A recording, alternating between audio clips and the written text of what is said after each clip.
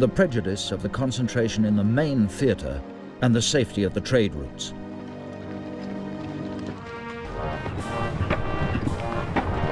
"15 years before, Germany had proclaimed herself an empire builder.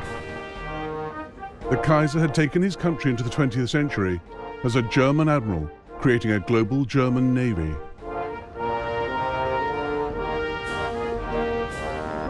Weltpolitik was the big idea, a policy of overseas imperialism, the brainchild of his foreign secretary, Bernhard von Bülow. The days when the Germans left the earth to one neighbor, the sea to another, and kept only the heavens for themselves are over. We don't want to put anyone in the shade, but we too demand our place in the sun.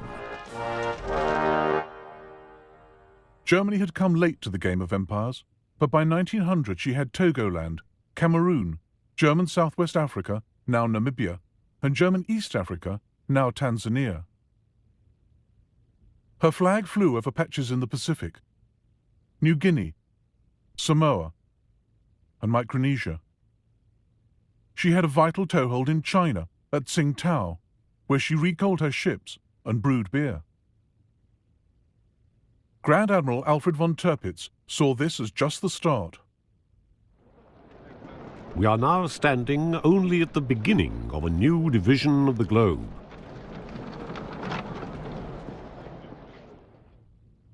Germany alarmed the world with her imperial tub-thumping. She eyed up Puerto Rico and considered pouncing on the Panama Canal the minute it was completed.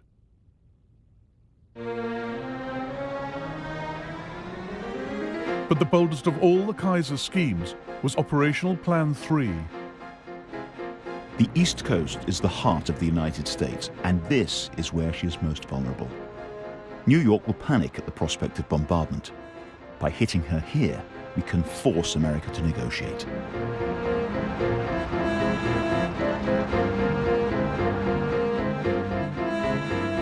Germany's secret plans from 1903 to attack the eastern seaboard with 60 ships and 100,000 men, to shell Manhattan and capture Boston.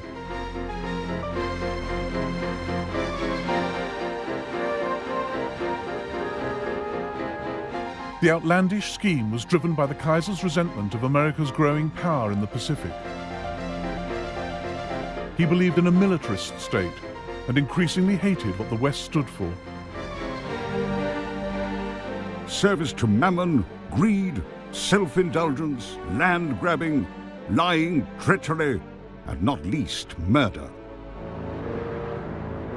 The Kaiser thought capitalism was vulnerable, that a strong enough attack on its international systems of trade, credit, and insurance could bring the edifice tumbling down. Operational Plan 3 was dropped, but not the hostility towards capitalist empires.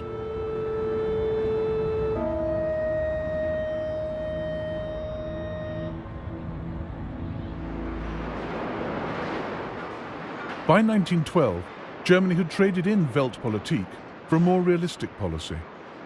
Now, her military machine prepared for a European, not a global war, and the army got the budget increase, not the navy.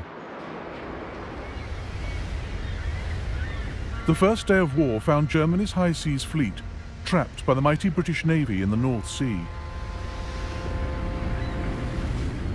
And all the German Navy had to threaten the entire British Empire was a scattered force of 17 cruisers, linked by a wireless network to Berlin.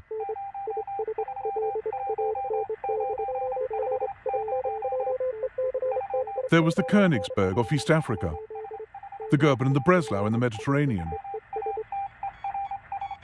the Dresden and the Karlsruhe in the West Indies,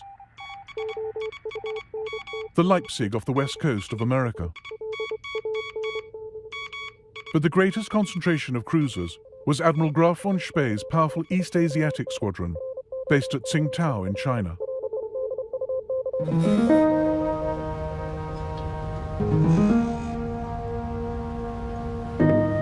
Tsingtao gave Germany a huge area of operations, across the South China Sea and into the Pacific. Seizing it would cut the squadron's lifeline. Britain saw the urgency, but lacked the resources. So, 2 days into the war, she turned to her ally Japan.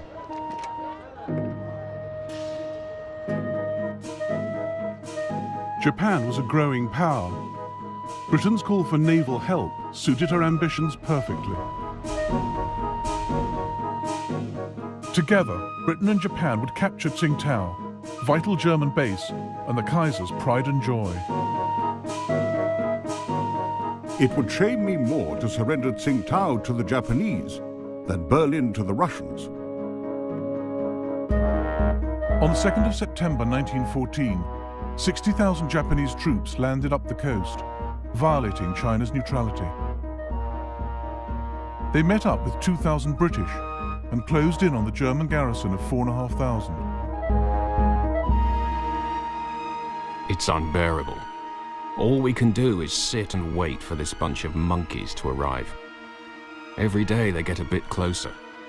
No one expects to get home in one piece. No hope of reinforcements. The noose around our necks is getting tighter and tighter.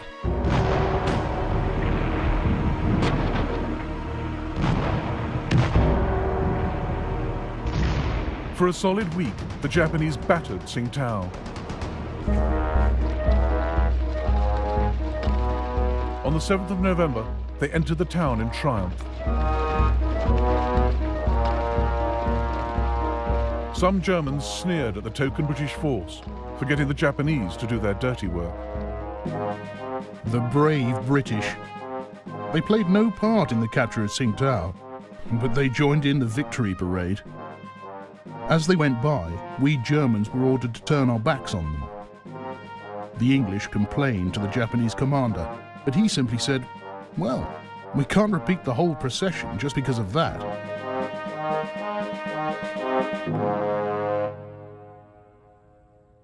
The capture of Tsingtao gave Japan a launch pad to pursue her empire building. Within weeks, she demanded territory and trading rights from China. Japan also seized all German possessions north of the equator. Australia and New Zealand were quick to steal those to the south. Much to America's frustration, Britain had empowered Japan in the Pacific. Key stage in a process that would lead, a quarter of a century later, to Pearl Harbor.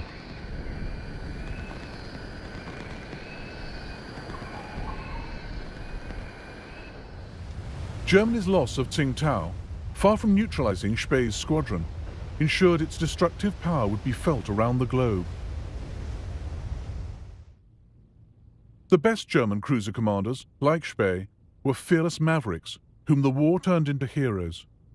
Superb sailors with the instincts of pirates. The Kaiser had given them full authority to make their own decisions in wartime. The heavy responsibility of the officer in command will be increased by the isolated position of his ship. But he must never show one moment of weakness. Above all, the officer must bear in mind that his chief duty is to damage the enemy as severely as possible. Spey now split his squadron. The light cruiser Emden, under Captain Karl von Müller, made for the Bay of Bengal. Spey in the Scharnhorst led his other ships across the Pacific.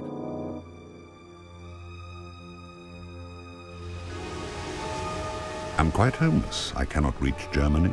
I must plough the seas of the world, doing as much mischief as I can. At the Admiralty in London, Winston Churchill fretted about where Spey would show up next. The vastness of the Pacific and its multitude of islands offered him their shelter. And once he had vanished, who should say where he would reappear? He was a cut flower in a vase, fair to see, yet bound to die. But so long as he lived, all our enterprises lay under the shadow of a serious potential danger.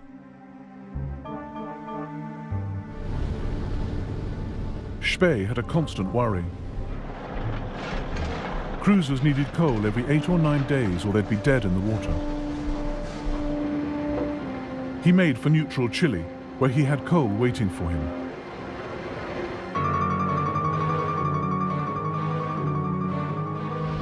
On the 1st of November 1914, he ran into a British fleet off Coronel.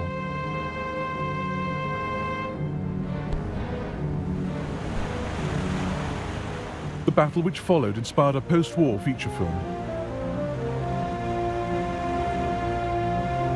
The British commander was Admiral Sir Christopher Cradock, under orders from London.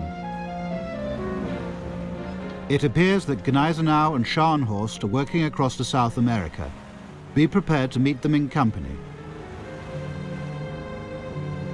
Cradock had one ship that could outgun Speye's fleet, but she was slow and had been left behind. Now Cradock raced towards enemy ships better armed than his. He had ignored his own rule of thumb.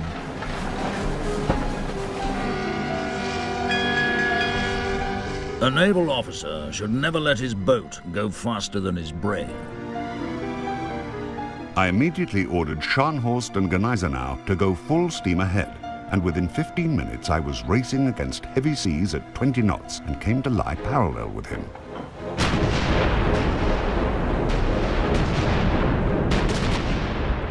Cradock's ships were no match for Speye's. Good Hope and Monmouth were obviously in distress. Monmouth yawed off to starboard, burning furiously. There was a terrible explosion on Good Hope between her mainmast and her afterfunnel. The gust of flames reached a height of over 200 feet, lighting up a cloud of debris that was flung still higher in the air.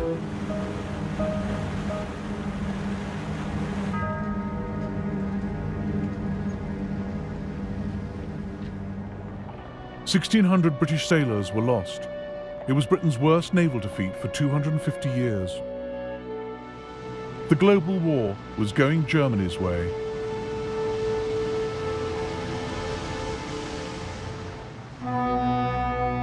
It is only when you get to see and realize what India is, that she is the strength and the greatness of England. It is only then that you feel that every nerve a man may strain, every energy he may put forward, cannot be devoted to a nobler purpose than keeping tight the cords that hold India to ourselves. Britain's empire and trading network was the single biggest resource she brought to the war. And India was at the heart of it. The cords were never tighter. All the more reason for Germany to want them cut.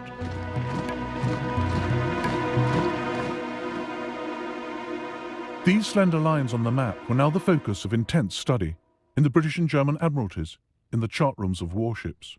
Fingers traced the vital shipping lanes, through the Suez Canal, around South Africa's Cape. Minds pondered how to protect them, how to sever them. And one of the sharpest minds was on the bridge of the German cruiser Emden. A month after she left Admiral Speye's squadron, Captain Karl von Müller steered her into the Bay of Bengal. In 1932, the Germans made a feature film about his odyssey.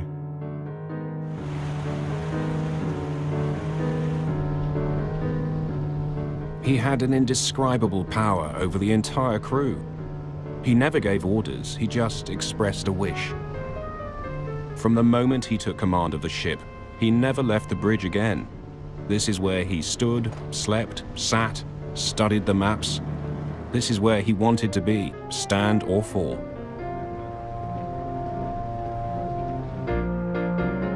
The Emden sometimes rigged a dummy funnel to look like a British cruiser.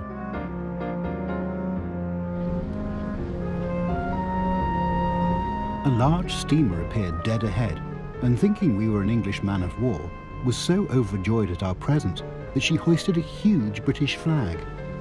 I'd like to have seen the look on her captain's face when we hoisted our flag and invited him most graciously to tarry with us a while. Captain Müller became famous for taking all crew and passengers safely onto the Emden before sinking their ship.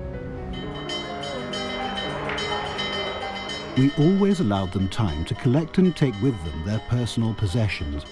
They usually devoted most of this time to making certain that their precious supply of whiskey was not wasted on the fishes.